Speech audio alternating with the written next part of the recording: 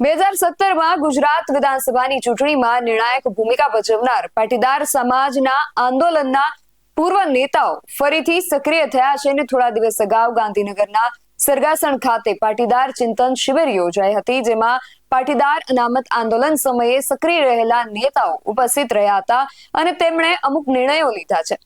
શું નિર્ણય આ શિબિરમાં લેવામાં આવ્યા, વિગતે વાત કરીએ અહેવાલમાં। જય હિન્દ, BSI TV ન્યૂઝ પર આપની સાથે હું છું નિધિ ગઢવી।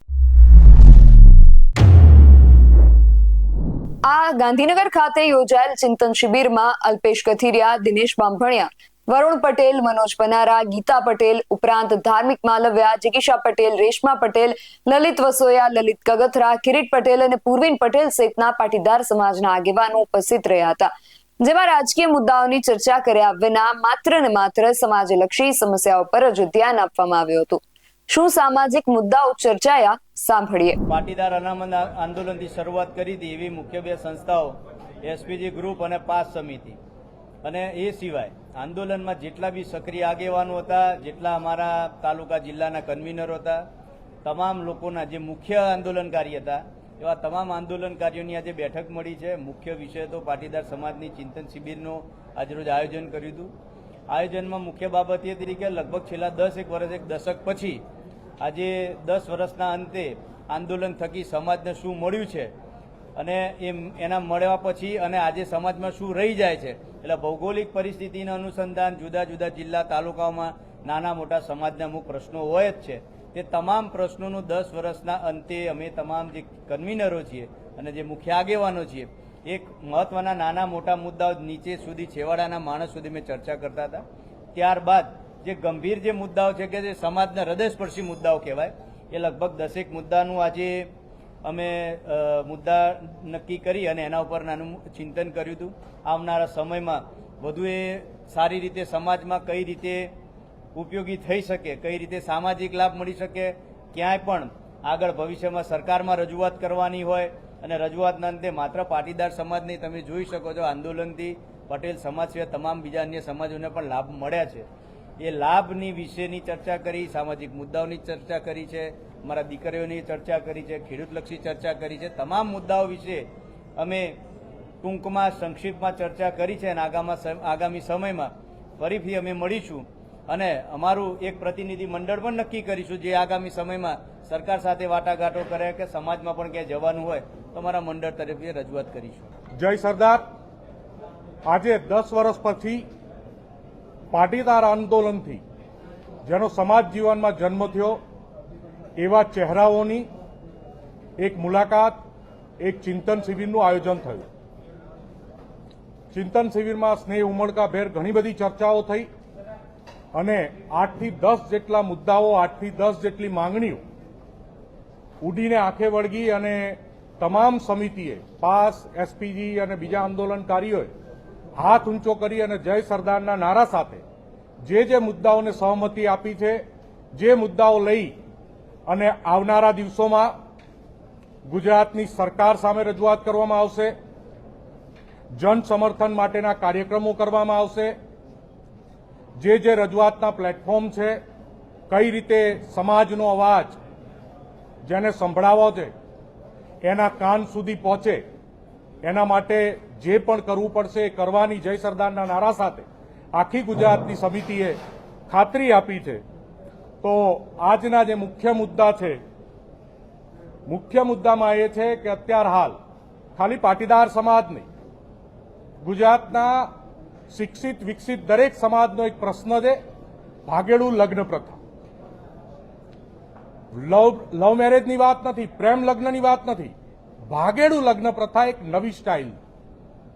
લગ્ન થાય, પોલીસ સ્ટેશનથી સર્ટિફિકેટ આવે, ક્યાંય પ્રેમ હોય નહીં, 15 દિવસ પછી મિલકતમાં ભાગની નોટિસ આવે।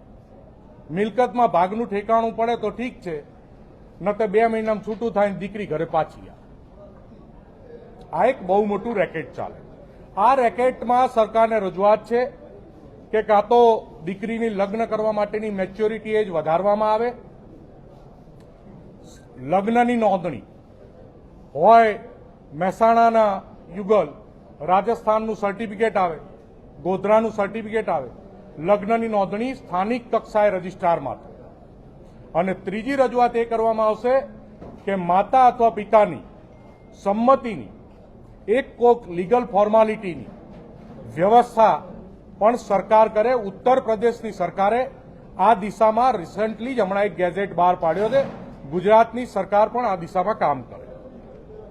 બીજું, અત્યારે હાલ ગુજરાતના તમામ યુવાનો, તમામ તરુણો અને તમામ સમાજોનો સૌથી મોટો ચિંતાનો વિષય છે online gaming, online gambling, online cheating. Online game રમાડે, ઓનલાઈન ગેમ્બલિંગના રવાડે ચડાવે, ઓનલાઈન સટ્ટામાં પૈસા હારી જાય, એને ધમકી આપે, એ જ લોકો એને 8-10% વ્યાજે પૈસા આપે અને પછી વ્યાજખોરીનો આતંક મચાવે અને એના બાપની જમીન પડાય. આ એક બહુ મોટું દૂષણ છે. સરકાર આની ઉપર સંપૂર્ણપણે પ્રતિબંધ લાદે, જેથી ગુજરાતનો કોઈ પણ સમાજનો યુવાન આ ગેમિંગના રવાડે, આ સટ્ટાના રવાડે, આ વ્યાજના દુષ્ચક્રમાં ફસાય નહીં અને કોઈ યુવાનને કે એના માતા પિતાએ આત્મહત્યા ના કરવી પડે કે એમની જમીન કે ઘર ગુજરાતના લુખાઓ લખાઈ ના જાય. આના માટે સરકાર કડક પગલાં લે. એના પછીનો સૌથી મોટો વિષય છે સામાજિક સુરક્ષા. સામાજિક અસુરક્ષાની વાતો ઘણી બધી જગ્યાએ થાય છે, ઘણી બધી જગ્યાએ અનુભવ થયા છે. રહી વાત, સ્પષ્ટતાપૂર્વક વાત કરીએ કે ગોંડલનો જે ઇન્સિડન્ટ છે, ગોંડલમાં વાત ખાલી કયો સમાજનો ધારાસભ્ય બને, કયા સમાજનો સાંસદ સભ્ય બને એની વાત નથી. પણ અલ્પેશભાઈ અંદર મિટિંગમાં વાત કરી કે અંદર ગોંડલની મુલાકાતે હોય, ગલ્લેથી બેઠો બેઠો બિચારો સ્માઇલ આપે, હંતાઈ આમ અંગૂઠો કરે, હાથ આમ કરે, પોતાનું સમર્થન પણ એને બીક લાગે છે મારી દુકાનમાંથી હું બહાર આવીશ, મારો ફોટો પડી જશે તો મારો ધંધો બંધ થઈ જશે અને અમારામાં એ તાકાત નથી કોઈનો ધંધો અમે ચાલુ કરાવીએ આર્થિક રીતે. એટલે ગુજરાતમાં આવું વાતાવરણ ક્યાંય પણ ના હોવું જોઈએ. કોઈ પણ સમાજ, કોઈ પણ વ્યક્તિ કોઈના પણ દબાણમાં ના રહે એવા ભયમુક્ત વાતાવરણનું સર્જન કરવાની જવાબદારી ગુજરાતની સરકારની છે. રાજકોટના ગોંડલમાં સરકારે કાયદો, વ્યવસ્થા અને અધિકારીઓ ઉપર જે કડક પગલાં લેવા હોય એ કડક પગલાં લઈ અને કોઈ દુકાનમાં બેઠો છે, કોઈ દલિતનો દીકરો, કોઈ પાટીદારનો દીકરો, કોઈ કોળીનો દીકરો, અને એને કોઈ નીકળે છે અને એને સમર્થન આપવા જો આવું છે કે એને સહકાર આપવો છે તો એને કોઈના બાપની બીક ના લાગવી જોઈએ. આ ભયમુક્ત ગોંડલની સર્જન ગુજરાતની સરકારે કરવી જોઈએ. આ સૌથી મોટો આક્રમક રીતે રજૂ થયેલો આ મુદ્દો છે.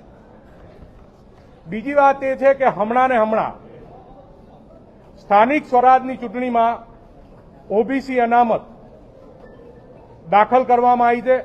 ઓબીસી સમાજને પોતાના અનામતના ક્રાઇટેરિયા પ્રમાણે સ્થાનિક સ્વરાજમાં પ્રતિનિધિત્વ મળે છે, એની સીટો મળે છે અને ઓબીસી અનામતનો લાભ મળે છે. તો અમે પણ બહુ બધા સંઘર્ષ કરી, બહુ બધી મહેનત કરી અને આર્થિક ધોરણે અનામત સમાજને મળેલી છે, બિન અનામત વર્ગના લોકોને.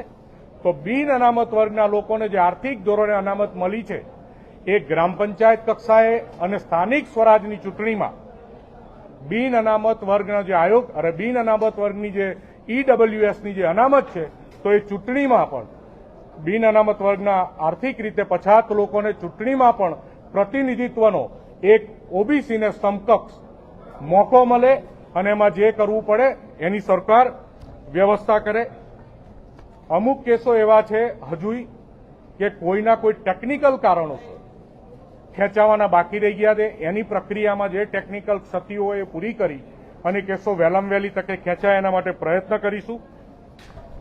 કરમસદ એ આણંદ નગરપાલિકામાં ભળી રહ્યું છે અને સરદાર સાહેબની આઈડેન્ટિટી, સરદાર સાહેબનું ધામ કરમસદ ધામ, એની આઈડેન્ટિટી ના રહે અને આણંદ મહાનગરપાલિકામાં એ આઈડેન્ટિટી ભૂસાઈ જાય એટલે કરમસદને એક કરમસદ ધામ કે સરદાર ધામ તરીકે સરકાર વિકસાવે, એના માટે અલગ બજેટ પાડવે અને એક યાત્રાધામ જેમ વિકસાવતા હોય દેશના તમામ લોકોનું કરમસદ સરદાર સાહેબની ભૂમિ યાત્રાધામ છે એટલે કરમસદને મહાનગરપાલિકામાંથી અલગ રાખી અલગ આઈડેન્ટિટી રાખવામાં આવે અને એનો યાત્રાધામ તરીકે વિકાસ કરવામાં આવે. એના માટે સરકારને વાત કરવામાં આવશે. યુવા સ્વાવલંબન સ્કીમ અને યુવા સ્વાવલંબન યોજનાઓ બિન અનામત વર્ગનું આયોગ બેયમાં ક્યાંક ને ક્યાંક હમણાંથી ચેરમેનની નિમણૂક થઈ નથી. ઓફિસરો દ્વારા ધાંધલી પોલિસીના નામે બહુ ધાંધલી ચાલે છે. બજેટ પૂરું વપરાતું નથી. તાત્કાલિક અસરથી લોકોની પ્રેક્ટિકલ ભાવના સમજે, લોકોની વાત સમજે, લોકોને વહેલામાં વહેલી તકે લાભ મળે એવી વિચારધારા સાથેના ચેરમેનની અને અધિકારીઓની નિમણૂક કરવામાં આવે અને દર વર્ષે એ બજેટ જે 700 કરોડનું છે એ વપરાઈ જાય અને દર વર્ષે 12% પ્રમાણે એ બજેટમાં પણ સરકાર વધારો કરે, જેથી બિન અનામત વર્ગના આર્થિક રીતે પછાત લોકો છે, આર્થિક રીતે પછાત વિદ્યાર્થીઓ છે, એ પણ પોતાના સારા ભવિષ્યનું નિર્માણ કરી શકે. આ બધા મુદ્દા બાબતે વિગતવાર ચર્ચા થઈ છે અને પાટીદાર આંદોલનની સમિતિએ સામૂહિક આમાં સહમતિ આપી છે અને આવનારા દિવસોમાં નેક્સ્ટ વીક કે પછીના વીક પાટીદાર આંદોલનના જે કન્વીનરો છે એમાંથી 50, 100 કે 25 જેટલા જણ નક્કી થાય સન્માનીય મુખ્યમંત્રીશ્રી અને ગૃહમંત્રીશ્રીનો સમય લઈ અને આ મુદ્દાની વ્યક્તિગત રજૂઆત કરવાનો પણ પ્રયત્ન કરશે અને રજૂઆતના પ્લેટફોર્મથી જે મેક્સિમમ મહત્તમ સોલ્યુશન આવે એવા પ્રયત્નો અમે કરવાના છીએ. એટલે નેક્સ્ટ વીક કે પછીના વીક જ્યારે પણ મુખ્યમંત્રીશ્રીને સમયની અનુકૂળતા હોય અમે વાત કરવા જઈશું. એક વસ્તુ, આ મારા કે પકાલાલના દીકરાના લગ્ન નહોતા કે અમે કોઈ નોતરાની કંકોત્રી છપાઈ નથી. સોશિયલ મીડિયા અને મીડિયાના માધ્યમથી જેને પણ સમાજ માટે, આંદોલન માટે લાગણી હતી, જેનામાં લડવાની ભાવના હતી, એ દરેકે દરેક લોકો આવ્યા છે. એ તો દરેક લગ્નમાં એક ફાઈન ફુવા વાંકા હોય એ રિહાય અને અમારો તો આ દસ્તુર છે, એક બે આવે. જો એક ચૂંટાયેલા ધારાસભ્ય છે, એમને મજા આવે પોસ્ટ મૂકે, એમને મજા આવે ત્યાં જાય, મજા આવે ત્યાં આવે, એનો જવાબ હું શું કરવા આપું એ આપશે, નવરાજ છે, અમે જવાબ લઈ લો. એ એમનો વ્યક્તિગત પ્રશ્ન છે. આ એક સમાજનું કામ છે, ઓપન ઇન્વિટેશન હતું. જેને ઈચ્છા હતી, લાગણી હતી, આયા. જેને ઈચ્છા હતી, લાગણી નથી, એ ના આયા. ઘણાય નથી આયા, ઘણાય આયા. તો એ તો બધું ચાલતું રહેવાનું. સમાજ એક અવિરત પ્રવાહ છે. વરુણ ને પકાલાલ બદલાતા રહેશે, સમાજ એમનામ ચાલવાનું. અમે કોઈને પર્ટિક્યુલર સોશિયલ મીડિયા અને તમારા જેવા મીડિયાના માધ્યમથી જ આ સમાચાર મોકલ્યા છે કે પાટીદાર આંદોલનના જે પણ મુખ્ય ચહેરા હતા અને જેને હજુ પણ સમાજના પ્રાણ પ્રશ્નોમાં રસ છે એ આવે. કોઈ રાજકીય પાર્ટી, કોઈ રાજકીય પદનો બાદ નથી. જેને આવતું એ આયા છે, નથી આવવું એ નથી આયા. નહીં આવવાના કારણો ના આવનાર જ આપી શકે, હું આપી શકવા સક્ષમ નથી. આ શિબિરમાં ચર્ચા કરવામાં આવેલ મુદ્દાઓ જોઈએ તો ભાગેડુ લગ્ન પ્રથા, ઓનલાઈન ગેમિંગ અને સટ્ટો અને વ્યાજખોરી પર સંપૂર્ણ પ્રતિબંધ, બિન અનામત આયોગ અને નિગમ બાબતે ચેરમેનની નિમણૂક, સ્થાનિક સ્વરાજ્ય અને ચૂંટણીઓમાં ઈડબ્લ્યુએસની જોગવાઈ કરવી તેમજ યુવા સ્વાવલંબન સ્કીમ બાબતે સુધારા જેવા મુદ્દે આગામી સમયમાં સરકાર સમક્ષ રજૂઆત કરવામાં આવનાર છે. આ સિવાય તાજેતરમાં જ ગોંડલના હની ટ્રેપ કાંડ અને અમરેલી લટકાંડ મુદ્દે સામાજિક આગેવાનો સાથે ચર્ચા કરીને આગળની રણનીતિ નક્કી કરવા સંદર્ભે પણ ચર્ચા વિચારણા થઈ હતી. તેમજ પાટીદાર યુવકો પર કરવામાં આવેલ પોલીસ કેસ પાછા ખેંચવા અંગે પણ ચર્ચા કરવામાં આવી હતી. પરંતુ આ ચિંતન શિબિરની ખાસ વાત એ રહી હતી જેણે સૌનું ધ્યાન આકર્ષિત કર્યું હતું કે પાટીદાર અનામત આંદોલન બાદ સત્તામાં આવેલ હાર્દિક પટેલ ગેરહાજર રહ્યા હતા. જ્યારે પાટણથી ચૂંટાયેલા કોંગ્રેસના ધારાસભ્ય કિરીટ પટેલ અને અન્ય આગેવાનો આ ચિંતન શિબિરમાં ઉપસ્થિત રહ્યા હતા, ત્યારે હાર્દિક પટેલની ગેરહાજરીએ સૌનું ધ્યાન ખેંચ્યું હતું. આ વિષય તમારું શું માનવું છે અમને કમેન્ટ કરીને ચોક્કસથી જણાવજો. આવા જ વધુ અહેવાલો સાથે મળતા રહીશું. તમે મારી યુટ્યુબ ચેનલને સબસ્ક્રાઇબ કરવાનું અને અમને ફેસબુક અને ઇન્સ્ટાગ્રામ પર ફોલો કરવાનું ભૂલશો નહીં. બાકી અવનવી અપડેટ્સ માટે આપ જોતા રહો BSI TV ન્યૂઝ. નમસ્કાર.